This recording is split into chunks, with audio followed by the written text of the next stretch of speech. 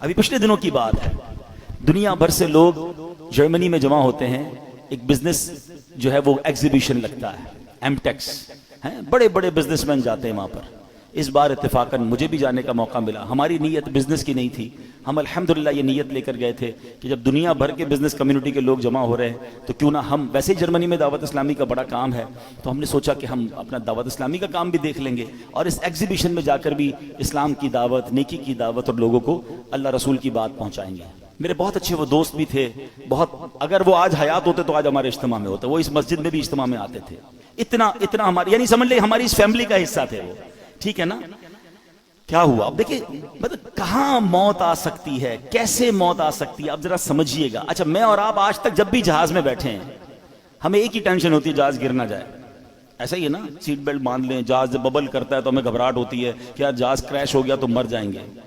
وہ جہاز میں بیٹھے، وہ جہاز کریش نہیں ہوا، 200-300 مسافر تھے، سب جرمنی پہنچے، مگر جہاز میں کم و بیش 35,000 فٹ کی بلندی پر ان کی روح قبض ہو گئی۔ وہ جہاز میں تھے، میں جرمنی ایئرپورٹ پہ لینڈ ہوا، مجھے میسج آیا، مجھے یقین نہیں آیا۔ میں نے کہا یار، اچھا میسج بھی بڑا عجیب تھا کہ فلاں بھائی کا جہاز میں انتقال ہو گیا اور ابھی کچھ گھنٹوں بعد جرمنی فلائٹ اترے گی۔ میں نے کہا یار جہاز میں انتقال ہوا ہے تو خبر کیسے باہر آ گئی؟ اب تو خیر جہاز میں انٹرنیٹ آ گیا ہے۔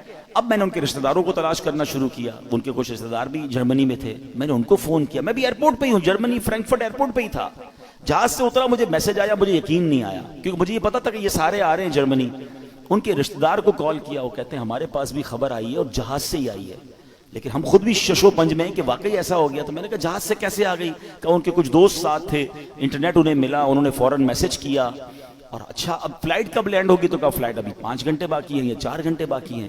میں بھی انتظار کرتا رہا، بار بار ہم فون پہ رابطے میں رہے، اور جیسے ہی جہاز لینڈ ہوا تو یہ خبر پکی تھی کہ دبئی سے جب جہاز اڑا کچھ گھنٹوں، 1 یا 2 گھنٹے بعد ان کی طبیعت بگڑی۔ جہاز میں جو بھی فرسٹ ایڈ دیا جا سکتا تھا دینے کی کوشش کی گئی، مگر ان کا وقت پورا ہو گیا۔ نماز پڑھ کر دبئی ایئرپورٹ پہ بتایا، انہوں نے وضو کیا، اسلامی اپنے دوستوں کو کہا چلو یار نماز پڑھ لیں، انہوں نے نماز پڑھی۔ ماشاءاللہ نیک آدمی تھے، نمازی آدمی تھے، ہماری محفل و اجتماعات میں آتے تھے، اور جہاز کے اندر ان کا انتقال ہو۔ اللہ پاک ان کی مغفرت فرمائے، ان کے درجات بلند فرمائے، جنت الفردوس میں اعلیٰ مقام عطا فرمائے۔ بہرحال الحمدللہ وہاں دعوت اسلامی کا نیٹ ورک تھا، وہاں پر ان کو ماشاءاللہ غسل بھی سنت کے مطابق دیا گیا۔ اللہ کی رحمت سے نگران شورا وہاں موجود تھے، انہوں نے جنازہ پڑھایا، دنیا بھر کے بزنس کمیونٹی کے لوگوں نے جنازے میں شرکت، دعوت اسلامی کا مرکز فرینکفرٹ فیضان مدینہ میں یہ سب ہوا۔